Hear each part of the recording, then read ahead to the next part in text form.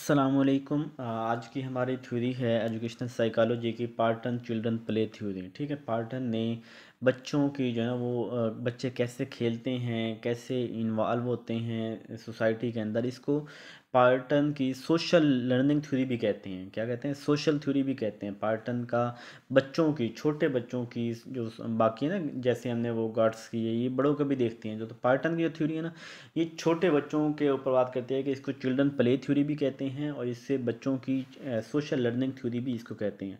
अब पार्टन ने जो थ्योरी दी है, इसके अंदर ये बच्चे कैसे बड़े होते हैं, कैसे खेलते हैं, कैसे कैसे आपस में उनकी एक्टिविटीज़ बढ़ती हैं, तो इसके मतलब उसने 6 जो है ना वो इसकी स्टेजेस दी हैं।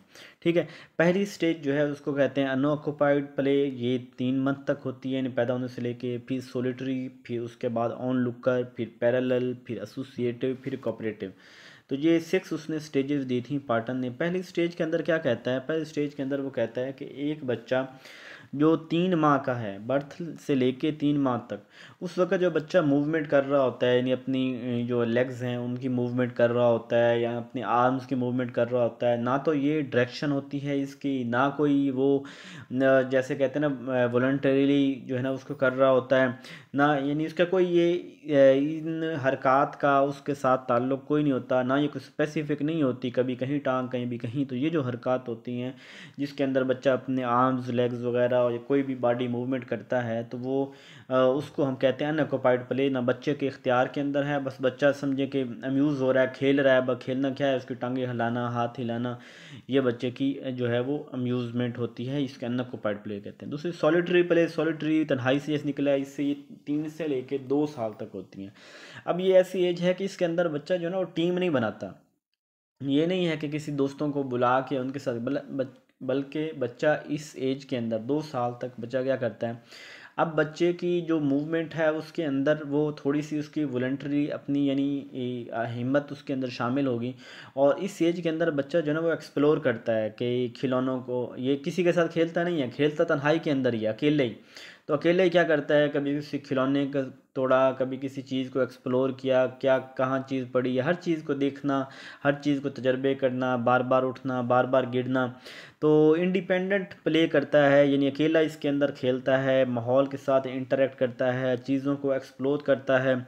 तो ये हम कहते हैं सॉलिटरी प्लेइंग। 2 साल से लेके 2.5 साल तक जब बच्चा होता है, तो इस वक्त बच्चा अब क्या, पहले तो वो हर चीज़ जो मिलती थी ना उसको बच्चा उसको एक्सप्लोर करने देखने लग जाना, उसको तोड़ने की कोशिश करनी उसको।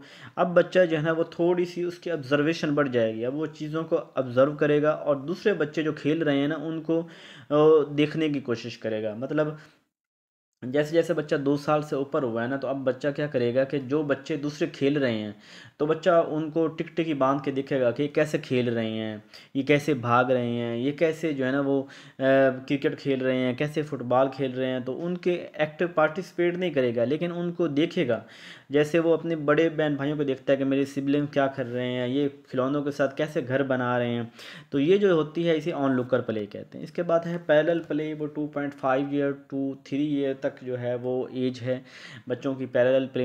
अब पैरेलल प्ले के अंदर क्या होता है कि उसके अंदर बच्चे अब आके अपने उन बड़ों के साथ शामिल हो जाते हैं। यानी पहले तो थे ना 2.5 साल तक बच्चे उनको देख रहे थे कैसे खेल रहे हैं, अब बच्चे आके उनके अंदर शामिल हो जाएंगे कि हमें भी खिलाओ, हमने भी आपके साथ खेलना है। तो वो उनके साथ खेलना शुरू कर देंगे, लेकिन कोई इतना ज़्यादा इंटरेक्ट नहीं होगा, बस साथ साथ जैसे ना समझो वो होता है, बड़ा भाई खेलने के लिए जाता है तो छोटा भाई बड़े भाई के साथ चला जाता है और थोड़ा बहुत एंड पे बैठ जाता है जी कि वो गेंद उठा के दे दी या थोड़ा बहुत हा हो कर ली, लेकिन वो एक्टिवली इतना ज़्यादा तो नहीं पार्टिसिपेशन होती, लेकिन वो खेल रहा होता है। तो जैसे मतलब यही एग्जांपल काफ़ी है कि जैसे बच्चा जो है ना वो उसको एंड पे बिठा दिया, या तू गेंद उठा के देता रही और तू जो है ना ये करता रहा, छोटा मोटा काम लगा देना है उनके साथ पैरेलल। वो खेल रहा, लेकिन वो उतना एक्टिव नहीं है जितना बाकी हैं, ना उसके कोई लीडिंग रोल वहाँ पे मिला हुआ है किसी तरह का। अब यहाँ पे क्या होगा, जब एसोसिएटिव हो गया 3 से 4 साल, अब बच्चे को उन्होंने प्रॉपर मैदान में बुला लिया कि आप भी आज ना यानी इसको भी टास्क के अंदर इसका भी नाम शामिल करेंगे, ठीक है। अब ये भी हमारे साथ खेलेगा, ये भी, इसको भी बैटिंग मिलेगी, इसको भी बॉलिंग मिलेगी। इसका मतलब कोई भी खेल है ना, तो उसके अंदर अब बच्चा प्रॉपर जो है वो एक्टिवली उसके अंदर पार्टिसिपेट कर रहा होगा, उसका उसके अंदर किरदार होगा। और इसको हम कहते हैं, जैसे बच्चे कार के साथ खेल रहे हैं तो ये भी अपनी कार लेके जाएगा और अब अपनी कार उनके साथ भगाएगा और कहेगा कि मेरी जीत गई। ये चीज़ें एसोसिएटिव प्ले के अंदर आती हैं। उसके बाद है कोऑपरेटिव प्ले। कोऑपरेटिव प्ले जो है वो 4 साल से लेके ऊपर तक जाती है। इसके अंदर क्या होता है, अब बच्चा ऑर्गेनाइज हो गया है। अब बच्चा जो है ना वो पहले तो अब यहाँ पे बच्चा उनको डायरेक्शन भी दे सकता है, ये ऐसे करो, ये तू गलत कर रहा है, ऐसे करना चाहिए। यानी एक्टिवली पार्टिसिपेट करेगा, जो रूल्स उनके बने होंगे उनको फॉलो करेगा, अपने रूल्स बताएगा वहाँ पे, और उनके उसके मुताबिक वो खेल रहा होगा, ठीक है।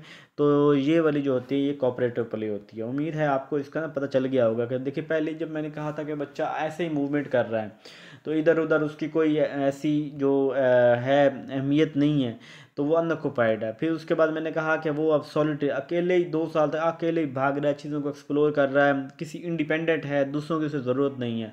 ऑन लुकर के अंदर वो देखता है, पैरेलल के अंदर वो उनके साथ जाता है खेलने के लिए, लेकिन पीछे पीछे होता है। और एसोसिएट के अंदर अब उसका प्रॉपर उसके अंदर जो है ना वो किरदार मिल के खेलते हैं, और कोऑपरेटिव के अंदर जो है वो प्रॉपर डोमिनेट एक रोल होता है उसका। तो इसको हम क्या कहते हैं, ये हमारी ये थ्योरी थी। ये वेरी करती है कि माहौल जैसा उसे इन्वायरमेंट मिलेगा ना उसके मुताबिक हो सकता है कि उससे बेस्ट इन्वायरमेंट मिले तो ज़्यादा ग्रो कर जाए, अगर इन्वायरमेंट लेस हो तो सकता है ये चीज़ें उसके साथ उस टाइम के अंदर ना आए। तो ये कहती थी हमें पार्टन की जो चिल्ड्रन प्ले थ्योरी। अपना ख्याल रखिएगा, जज़ाकल्लाह।